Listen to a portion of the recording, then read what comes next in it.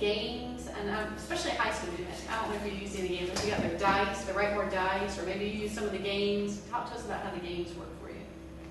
Well, with the dice, I did one activity where we used the dice. And on the dice, I made it so that I was putting a character. So I make a list of characters because we were talking, I told them they had to write like a fairy tale. And I put like different characters on it, a witch, an ogre, you know, we just made a list on those things. And then on the other dice, I had like a location, a setting for them. And so they had to roll the dice, and whichever one they came up with, okay, they got a witch and a magical forest. So they had like their main character, and then they had their setting, and then they'd have to come up with a little story based on that. So even those in two high things. school, they were happy to roll dice.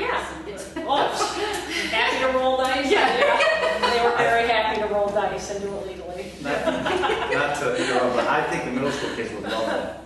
The whole idea, I can already picture Right. them seeing the dice and rolling it, or the die and rolling it, Right. and having to, you know, the character and setting. I think that's Yeah, I've seen people motivating. do character, setting, mood, descriptions. I've seen people do verbs, adjectives. Now I've seen people do. The dice are just another fun way. I feel like so many times we've made spelling and math fun with raps and manipulatives, but writing hasn't really done that yet. So we're all about trying to just show fun, creative way. Even if you don't write that day, if all you do is brainstorm and come up with all the ideas and the setting and character and put on the board, then the next day start your organizer.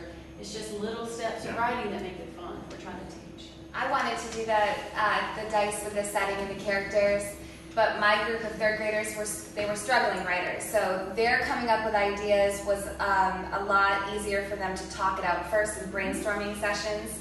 So we did that, but how I use the dice was a part of what is on the rubric is interesting adjectives and interesting verbs.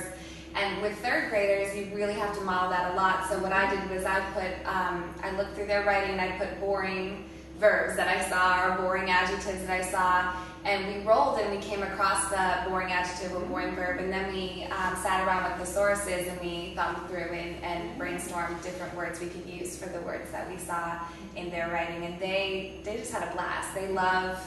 It was a cool way for them to use a thesaurus without it just being boring and looking it up like a dictionary. It was more like a game to them, and so they had a really good time with it. They had fun.